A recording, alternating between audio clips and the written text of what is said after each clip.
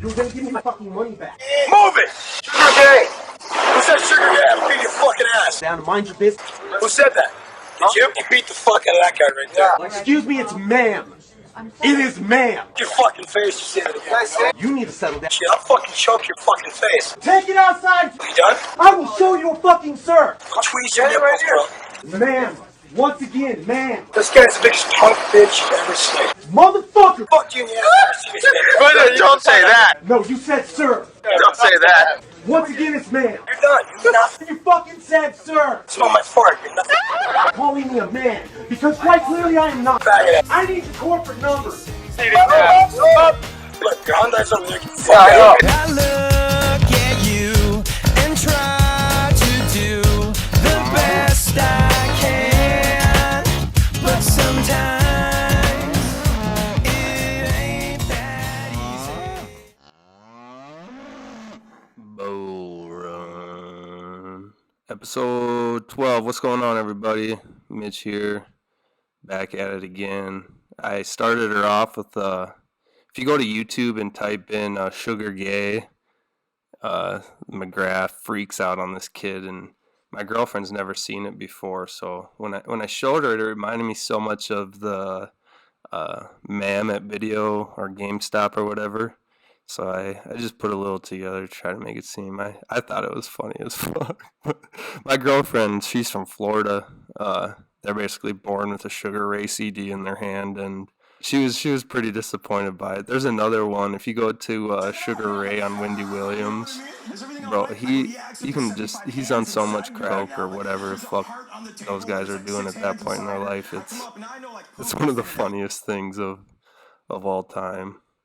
Another thing that's going on is Chappelle's getting some heat for his new stand-up. I don't know if you saw it. The guy is a legend. I love Chappelle. I think he's hilarious. The Chappelle Show, I grew up watching it with the Woods family, and I think it influenced a lot in who I am and everything. He's funny, but what's going on? He talks about transphobic comments, and he makes LBGTQ comments, and I don't have any issue with who you want to be or whatever you want to be. The thing with transgender people that I always thought was brave is it took a set of balls, whether you're a man or a woman, to get the job done, which is something that you got to respect as a man, because we all got a set of them except for my Uncle Dave. So but he goes in and they're always trying to cancel him. They did this with his last one too, but this one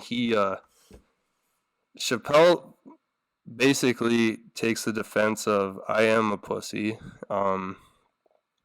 Here's a quote from him. Chappelle argues that people who are most angry at him are the ones who only hear sound bites opposed to the whole sets. He says the target of his jokes are not gay or trans people, but white people, and institutes that the jokes are relatory for the way that queer white people still oppress black people. I feel like I have never had a problem with transgender people. If you listen to what I am clearly saying, my problem has always been with white people. At another point, he expands by saying gay people are minorities until they have to be white again. Listen up. How fucked up, it's probably 15% of white people never have had issues. Have you ever had something in your life that was bad that happened to you? Black people basically think if you're white, or Dave Chappelle, not all black people, excuse me, but Dave Chappelle is basically saying that if you're white, you have issues. And I always, it comes back to maybe I'm overreacting, because all my jokes are like, I make jokes about how teachers are overpaid and stuff. And if you get upset by it, then I must be talking about you. But if you're not, then you're not the one shitty teacher out there that's getting overpaid to be a public servant, But Chappelle makes jokes. He aligns himself with J.K. Rowling, and they call themselves Team TERF. Gender is a fact. He likens white trans women to white people wearing blackface, and compares genitalia of trans women to plant-based meat. Shit was hilarious. It's insane. I do think there is part of it. Being trans is kind of crazy in my opinion. You you have a right to feel who you are, but at the same point, I don't think you should be trying to break Olympic records if you're transgender. I think that takes that. Honestly, I wonder, having a trans person actually talk about what they feel like having one of those dudes go in and break the squat record or whatever. I feel like if I was a person and someone was out there taking advantage of what I was doing, I would probably not appeal to my situation or my experience. So maybe that's something to keep in mind, you fucking weird dudes trying to do that. And then there's another thing I saw where this girl got raped by a trans guy or a trans woman in a high school bathroom, which is insane. I'll try to put up a clip of that on here so you guys can see that. But it's really weird situation that we're living in. There's so many more things that kids should be worrying about other than sex. I'll never forget when I learned about sex to a full. Actually, I was very little. Some bad things happened to me, but this is first time I ever went down. Ate pussy. I was 5 years old. How fucking crazy is that? So I might not be the best one to talk to, but I was never sexually perverted or I never did anything bad. I never took advantage. I always felt, if rape was always a weird concept because I could never ever do anything with a girl that was forcibly fighting me off her. That's a mental break. I don't know. Sex is not that good that you would hurt someone to get it. I would tell those guys to pause and go jack off and see what they feel afterwards. But I don't know how I got to this. But back to Chappelle, at the end of the set, he said he's done talking about the LBGTQ community. Will you stop punching down on my people? And it's punching down on my people. It's like, look at the NBA, look at rap music, look at all this. John Gruden, for example, what he said was he was probably really upset when he said it, and we're going to punish him for life. I don't know, did he say the N-word? If he said the N-word, that's pretty rough. But if he didn't, it's pretty funny, and I think everyone needs to relax. He can be fired, I don't give a fuck, but I don't think he should lose his job forever, or we should hang him in society. There's child pedophiles out there that we should hang in society, not people that use words wrong. And not even to the full extent of how they could be used or how, bad, evil people would use them. It's, the influence on it's crazy. And maybe some of it has to do with Dick Wolf. Dick Wolf, I recently started watching CSI Miami from episode 1. Horatio Kane is an animal. The dude says the most nonsense things. Episode 1, he finds a dude hanging and he goes, "You're really swinging now, aren't you?" And then the second one, it's a bomber and there's some twisted cables and he's like, "Oh yeah, he's calling me out." And he's an animal in it. And simultaneously, I'm watching FBI, which I have to stop watching. It is one of the worst shows I've ever seen in my entire life. It doesn't even make sense. The plot line, the characters, there's no story. It's horrible. I hate it. FBI, check it out and laugh, comment on it. It's fucking dog shit. I bet, no offense to my grandma Betty, but that's who watches FBI, and she has Parkinson's and she has Alzheimer's. So she's probably like, "Oh my God, Biden's protecting us." It's insane. And at one point in 2005, that was a 7 o'clock slot. FBI is the primetime slot. Like, these are shows. Dick Wolf also does Law and Order. No one else can make a show about this shit? Like, what the fuck? I bet you it's 50 and up that watch them. I tried to find data on it, but I couldn't find anything.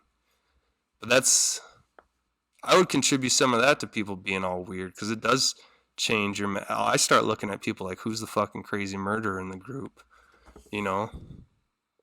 It's something that, and in Minnesota, it's even more prevalent because I was just checking it out. We're like 172 homicides, up 20 from last year. Minneapolis just had like over 50 for the year. There was one I saw.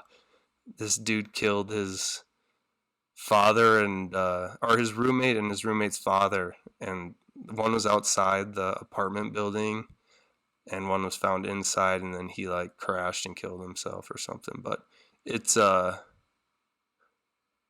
it's insane. Imagine walking up to your apartment building and seeing a dead guy there. I've seen a couple dead people, all due to overdose, in all my family, but never like a dead person shot or killed or anything like that. That would be nuts. And one thing about St. Cloud, like even up in Bemidji, they got murders, shootings more often than we do in St. Cloud.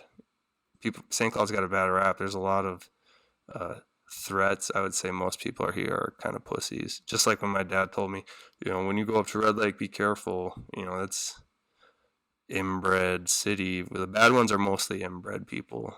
I got some boys up there that are good people.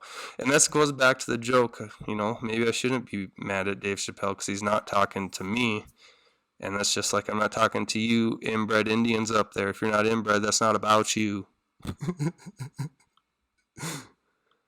All right. Yeah, it's Minnesota's crazy, dude. It's and then like the biggest thing in South Dakota that happens is like the Secretary of Agriculture ran over a hitchhiker and said it was a deer, and he knew the whole time he hit a burst with the glasses. I'll try and put that video on here too. It's pretty funny, but you can tell the dude knows the whole time he fucking killed that guy. It's crazy. One thing I wanted to do here, and I just typed this in. I didn't want to pre-think. I wanted to make it. I wanted to do, maybe you get to know something about me. So I'm going to do 3 most popular questions people want to know about you. This is from the Conscience Rethink. And then the first one, people love to generally talk about themselves, not everyone, mind you, blah, blah, blah, blah, blah. But the first question is, what do you find interesting? And one thing that I know annoys the hell out of people with me is I'm always curious to why people think a certain way. Like most recently, when I got laid off at my job, I caught supposedly a guy that I thought was my friend. He was on my couch a week before talking about how he's going to kill himself, and I had to support him through that. And then he was my boss, and he I caught him sleeping with my finance manager, and he was it was just bad. It really hurts to talk about because it's not something I wanted, but he let me go, and everybody is, tries to get me riled up, angry and stuff. And the biggest thing I can think about is, why is he doing this? Why would he throw away his family? Why would he come in and, a week before he was telling me how good I was doing, and now he just wants, it's a really confusing thing. So one thing I always find interesting is the logic behind people's actions.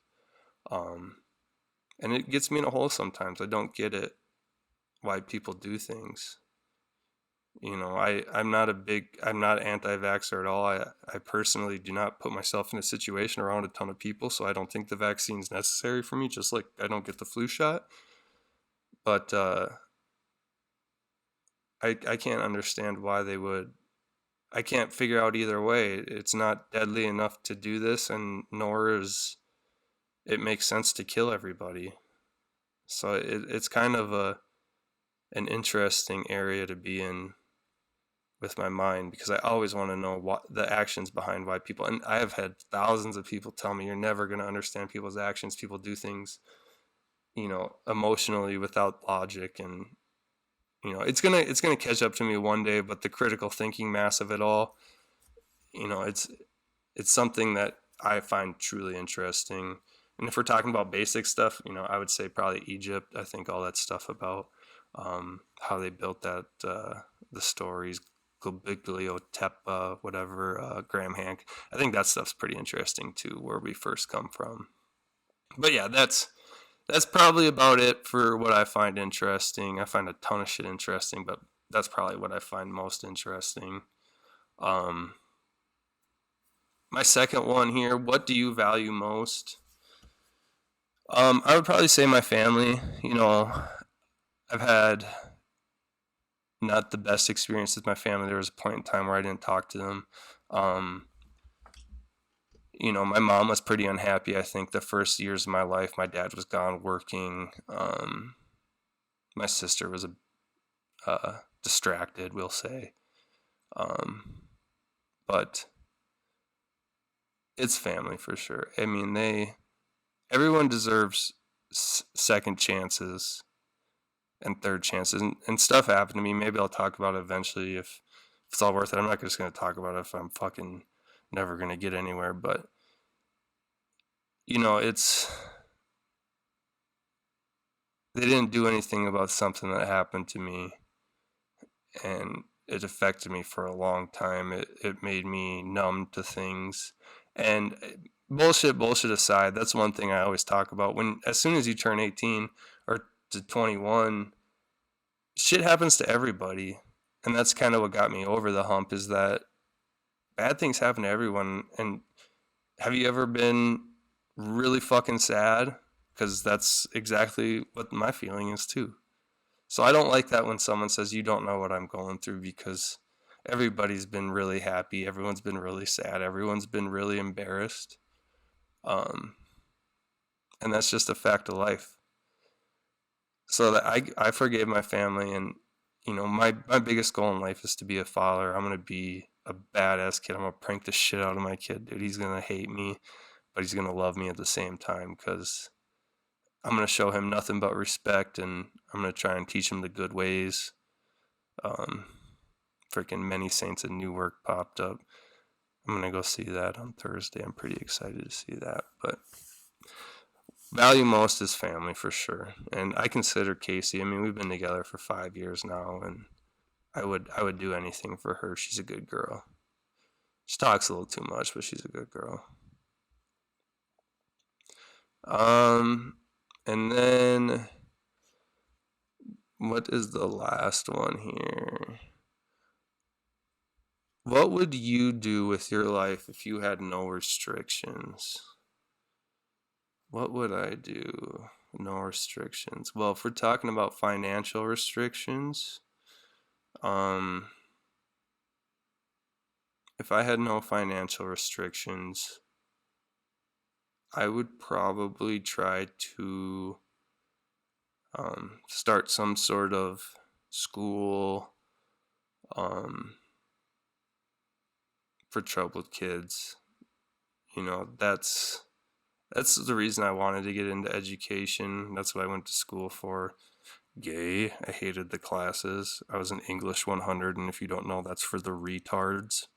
But I've been there. You know, I watched my dad help kids his whole coaching career, and I got put on the back burner for that, and I understand why he did that. You know, he knew I was strong. That's what I convinced myself. He knew I could get over it, and I didn't need that in my life. So that's what I'd say. If no restrictions on other things like laws and stuff, I would probably kill pedophiles. That's something I'd really want to do. The problem with that is, you know, if you killed the wrong one, it's bad news. But pedophile killing is definitely what I would be for if I had no restrictions, if you couldn't get in trouble for anything. But that's something I would do. I didn't really like that question. Is there any other questions on here? Let's see. What would I change about myself if I really could? I would be taller. I'm 6 feet tall. I'd want to be 6'3".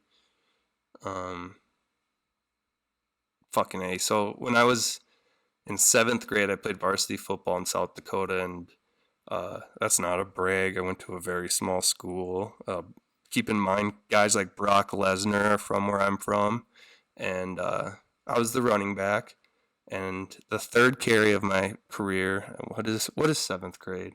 Let's see, here's 15, 9. I was 13 years old playing against 18-year-olds.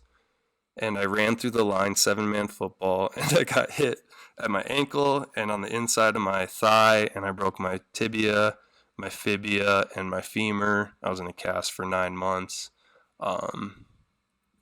And they say that fucked up my height. The Dr. Johnson said that I would have been 6'3", but who fucking knows? But you know, if I could do anything, I would go back and say no thanks. I don't want to play varsity football because I weigh 110 pounds and my head is huge. I'm an easy target out there. Some other thing. Biggest fear. I'm not scared of too much. Probably being blackmailed into doing bad shit just because I've seen so many movies like that. I've tried to summon ghosts before. It doesn't work. I've tried. I don't know. Probably being blackmailed, I would say, into doing bad stuff. Or, I don't know, something like that. A bear in the woods. What makes you really angry? When I'm hungry. Maybe one day I'll have my girlfriend on here and we can do one together, but I'm pretty easy to be around unless I'm hungry. If I'm hungry, I freak out. Even you could be the nicest shit and I'll just be mad. I don't know. It's just getting used to getting to know me. What makes me laugh? Dumb shit. What did I want to be when I was little? I wanted to work at McDonald's like a boss. No, I wanted to coach like my dad.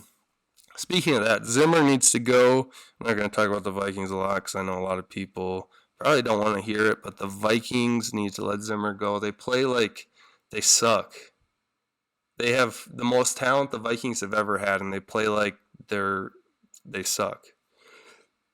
We need to go back to Sam Bradford, short routes. We got 2 guys that dodge tackles like crazy, plus a 3rd guy in the backfield who's like fucking Will Smith and Aladdin on Genie Carpet. Dude, just shiftier than the Cook Man. But instead, they do this fucking 10-point routes with a curl and bullshit and bootlegs. The offensive line is not good. Uda, Bradbury, Darashaw, that was his first game, but I wasn't too impressed. But it was bad. It's time to move on. I won in fantasy though, so it's all good. I'll probably do another one here. I thought I just looked at it. I didn't record. This is a little long, but I hope you guys enjoyed it.